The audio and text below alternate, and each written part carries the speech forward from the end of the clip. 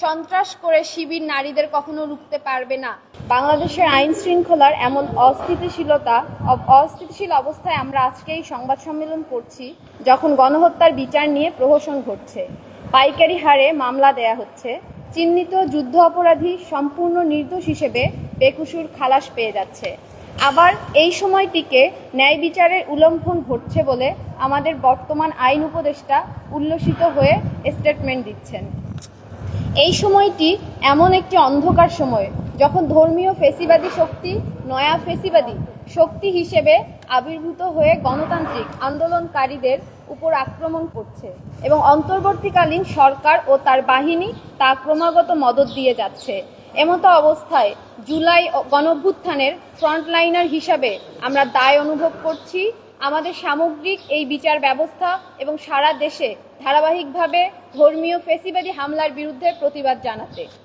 গত ২৮ মে আপিল বিভাগের পুনর্বিবেচনার শুনানিতে যুদ্ধ অপরাধী এবং পূর্বে আন্তর্জাতিক অপরাধ ট্রাইব্যুনালে মৃত্যুদণ্ডপ্রাপ্ত জামাতে ইসলামের প্রাক্তন নেতা এটিএম আজাহারকে সম্পূর্ণ নির্দোষ ঘোষণা করে বেকসুর খালাস প্রদান করা হয়। আমরা জানি ১৯৭১ সালে মুক্তিযুদ্ধ চলাকালীন সময়ে এটিএম আজাহার রংপুরে জেলায় ইসলামী ছাত্র সংঘের জেলা কমিটির সভাপতি ও আলবদর বাহিনীর প্রধান ছিলেন। এটিএম আজাহার ও তার দল জামায়াতে ইসলাম, আলবদর ও তৎকালীন ইসলামী ছাত্র সংঘ সাংগঠনিকভাবে মুক্তিযুদ্ধে পাকিস্তানের পক্ষে দাঁড়িয়ে গণহত্যা, ধর্ষণ ও মানবতা বিরোধী অপরাধে লিপ্ত ছিল।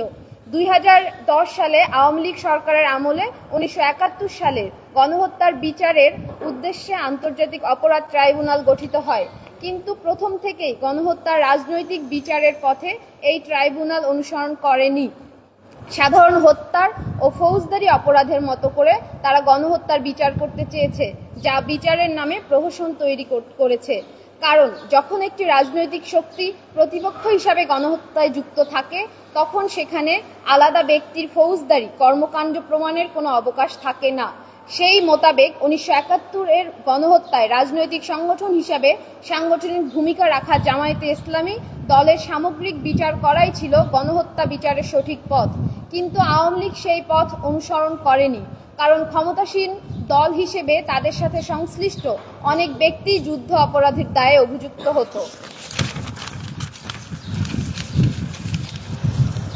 গণহত্যার বিচার নিয়ে আওয়ামী লীগ প্রথম প্রহসন শুরু করেছিল ১৯৭২ সালে দালাল আইন জারির পর।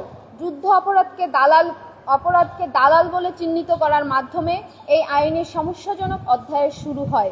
এই আইন জারির পর সারা দেশে ৩৭,৪৭১ ব্যক্তিকে আটক করা হয়, কিন্তু ২২ মাসে মাত্র ২,৮৪৮টি মামলার বিচার সম্পন্ন হয় এবং ৭৫২ জন বিভিন্ন মেয়াদে দণ্ডিত হয়।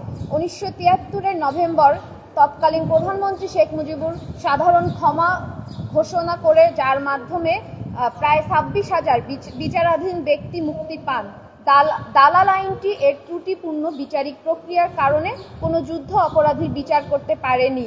আন্তর্জাতিক অপরাধ ট্রাইব্যুনাল বিচারক ত্রুটিকে ধারাবাহিকভাবে বজায় রেখেছে, কিন্তু বিচারিক ত্রুটি থাকা মানেই চিহ্নিত অপরাধী অপরাধ নাই হয়ে যায় না।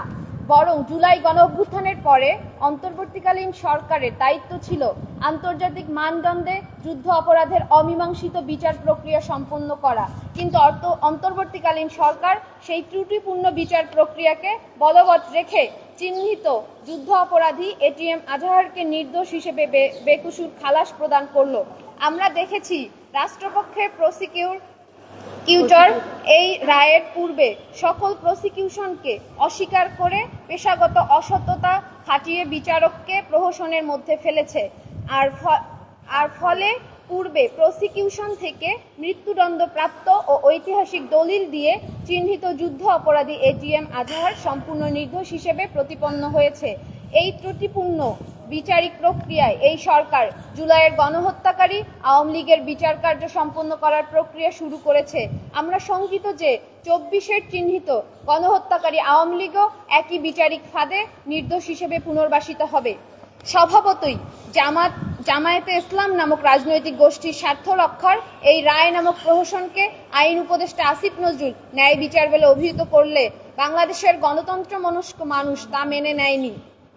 তাই এই প্রহসনের রায়কে প্রত্যাখ্যান করে গণতান্ত্রিক ছাত্রজোট দেশের বিভিন্ন স্থানে কর্মসূচির আহ্বান করে। রাজশাহী বিশ্ববিদ্যালয় ও চট্টগ্রামে গণতান্ত্রিক ছাত্রজোটের কর্মসূচিতে ইসলামী ছাত্র শিবির হামলা করে।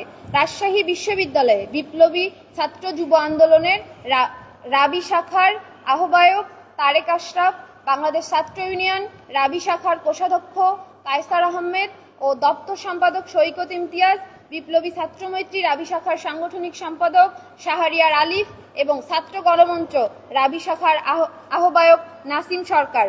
চট্টগ্রামে সন্ত্রাসী হামলায় 15 জন মারাত্মকভাবে আহত হয়। চট্টগ্রামে শিবির কর্মী এবং স্থানীয় জামায়াত আমির শাহজাহানের সাথে সংশ্লিষ্ট আকাশ চৌধুরী পুলিশের সামনেই গণতান্ত্রিক ছাত্র কাউন্সিলের কেন্দ্রীয় সভাপতি সাইদুল হক নিশান ও সহসভাপতি এনি চৌধুরীর উপর হিংসাত্মক আক্রমণ করে।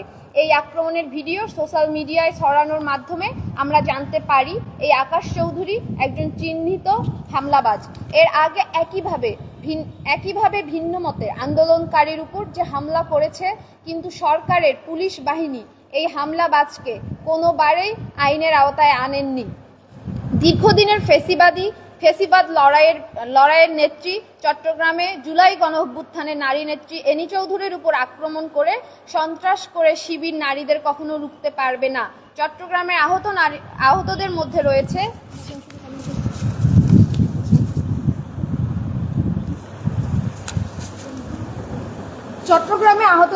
রয়েছেন শ্রীকান্ত বিশ্বাস শিকু, যিনি জুলাই অভ্যুত্থানের সময় চট্টগ্রামের নিউ মার্কেট এলাকায় ছাত্রলীগের হামলায় গুরুতর আহত হন।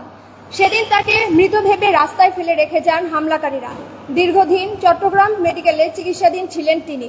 এবার আবারও চট্টগ্রাম প্রেস ক্লাবের সামনে ছাত্রজোটের কর্মসূচিতে ইসলামী ছাত্র শিবিরের হামলায় তিনি গুরুতর আহত হন এবং বর্তমানে পুনরায় চিকিৎসাধীন। শ্রীকান্ত বিশ্বাস শিকু ছাত্র কাউন্সিলের চট্টগ্রাম জেলা সাধারণ সম্পাদক। কোনো গোপন পরিচয় নয়, তিনি বামপন্থী রাজনীতির একজন পরিচিত মুখ। জুলাই অভ্যুত্থান সামনে থেকে নেতৃত্ব দিয়েছেন এবং রক্তাক্ত হয়েছেন। ফ্যাসিস্ট আমলে ছাত্রলীগ আমাদের বহুবার আক্রমণ করেছে, অনেক রক্ত ঝরলেও আমাদের আওয়াজ থামাতে পারেনি। ছাত্রলীগ, আওয়ামী লীগ, হাসিনা কারোরই এই সন্ত্রাসের মাধ্যমে রক্ষা হয়নি। শিবিরও আমাদের কণ্ঠস্বর বা মিছিল দমন করতে পারবে না, বরং সেই মিছিল আরও দীর্ঘ হবে। জামাত শিবিরের এই ন্যাক্কারজনক হামলা প্রমাণ করে যে তারা 2024 সালের গণ অভ্যুত্থানের আকাঙ্ক্ষার পরিপন্থী। বাংলার মাটিতে বাংলাদেশ বিরোধী এই সন্ত্রাসের খতিয়ান জনগণ ভুলে যাবে না। শিক্ষা প্রতিষ্ঠানে ছাত্রলীগের মতো শিবিরের সন্ত্রাসী কর্মকাণ্ড গণতান্ত্রিক পরিবেশ ও ছাত্র সংসদ নির্বাচনের পথে বড় বাধা হয়ে দাঁড়াচ্ছে। সাংবাদিকগণ, রাবি এবং চট্টগ্রামে শিবিরের হামলার পাশাপাশি আমরা দেখেছি অনলাইনে জামাত শিবিরদের মদতপুষ্ট বিভিন্ন ফেসবুক পেজে নারীদেরকে নানাবিধভাবে যৌন হয়রানি ও আক্রমণের হুমকি দিয়ে আসছে। এটিএম আজহারের রায়কে প্রত্যাখ্যান করে আন্দোলন করার কারণে সিলেটে একজন নারী রাজনৈতিক কর্মীকে জনসম্মুখে গণপিটুনির আহ্বান দেওয়া হয়। জুলাই গণঅভ্যুত্থানের পর থেকেই জামাত শিবির ও হেফাজত গোষ্ঠীর মতো ধর্মীয় ফ্যাসিবাদী শক্তিগুলো বিভিন্ন নারীদেরকে আক্রমণ করার পায়তারা করে আসছে। প্রথমে তারা তৌহিদি জনতার ব্যানারে নারী ফুটবল খেলার উপর আক্রমণ করেছে। এরপর একজন নারীকে যৌন হয়রানিকারীর বিরুদ্ধে মামলা তুলতে বাধ্য করেছে এবং দুষ্কৃতকারীকে থানা থেকে বের করে আনার জন্য মব ভায়োলেন্স তৈরি করেছে। অন্যান্য সংস্কার কমিশন নিয়ে কোনো প্রতিক্রিয়া ব্যক্ত না করলেও ধর্মীয় ফ্যাসিস্ট শক্তিগুলো নারী সংস্কার কমিশনের বিরুদ্ধে বিদ্বেষ ছড়িয়েছে এবং প্রকাশ্যে হিংসাত্মক আক্রমণ চালিয়েছে। নারীটাকে মৈত্রী যাত্রার কর্মসূচিতে অংশগ্রহণকারী নারীদের ছবি দিয়ে যৌন হয়রানিমূলক ডিজিটাল কন্টেন্ট তৈরি করেছে। ঠিক তারপরে এই ধর্মীয় ফ্যাসিস্ট শক্তিগুলো একত্রিত হয়ে সম্পত্তির সমানাধিকার নিয়ে বিভিন্ন কর্মসূচি ও হিস্সা নামক বই প্রকাশের কারণে নরসিংদী সরকারি কলেজের অধ্যাপক নাদিরা ইয়াসমিনের বিরুদ্ধে সংঘবদ্ধ মব তৈরি করেছে। তারা নরসিংদী কলেজ থেকে নাদিরা ইয়াসমিনের শিক্ষকতা বাতিল এবং নরসিংদী থেকে বঞ্চিত করার জন্য প্রকাশ্যে আন্দোলন করেছে। অন্তর্বর্তীকালীন সরকার এই অন্যায়ভাবে মব সৃষ্টিকারীদের পক্ষ নিয়ে নাদিরা ইয়াসমিনকে সাক্ষীরা কলেজে বন্দী করে দিয়েছে এবং এরপর শুরু হয়েছে প্রকাশ্যে জামাত শিবিরের আক্রমণ। আমরা ধারাবাহিকভাবে ধর্মীয় ফ্যাসিবাদীর শক্তির উল্লঙ্ঘন এবং নারীকে জনপরিসর ডিজিটাল পরিসরের এই আক্রমণগুলোতে অন্তর্বর্তীকালীন সরকারকে অথর্ব ভূমিকা পালন করতে দেখেছি। আওয়ামী ফ্যাসিবাদের সময় আওয়ামী লীগ যেভাবে গণতান্ত্রিক আন্দোলনের নারীর উপর বিদ্বেষমূলক আক্রমণ করত এবং তাতে তৎকালীন সরকার চুপ থাকত, এখন ধর্মীয় ফ্যাসিস্ট বাহিনী নারীদেরকে একইভাবে হিংস্র আক্রমণ করেই যাচ্ছে এবং অন্তর্বর্তীকালীন সরকার সেই ফ্যাসিবাদী কায়দায় চুপ আছে। আমরা বলতে চাই, জুলাই গণ অভ্যুত্থানে নারীদের বিপুল আত্মত্যাগের উপর দাঁড়িয়ে অন্তর্বর্তীকালীন সরকার এ ধরনের উদাসীন ও চুপ থাকার মাধ্যমে বাংলাদেশের নারীদের সাথে চরম বেইমানি করছে। আমরা অবিলম্বে অন্তর্বর্তী সরকারের কাছে এই বেইমানির জবাব চাই। রাবি এবং চট্টগ্রামে যে চিহ্নিত শিবির কর্মী গণতান্ত্রিক ছাত্র জোটের উপর হামলা করেছে, তাদের অবিলম্বে বিচারের আওতায় আনার দাবি জানাই। অবিলম্বে আন্তর্জাতিক মানদণ্ডে জুলাই এবং ৭১-এর গণহত্যার বিচার করতে হবে। পাশাপাশি আমরা বাংলাদেশের নারীদের প্রতি ঐক্যবদ্ধ আহ্বান জানাই, জনপরিসর ডিজিটাল পরিসরে নারীর বিরুদ্ধে ধর্মীয় ফ্যাসিবাদী শক্তির এই হিংসাত্মক আক্রমণের বিরুদ্ধে সরকার কোনো আশু পদক্ষেপ গ্রহণ না করলে আমরা সম্মিলিতভাবে তা রুখে দাঁড়াবো।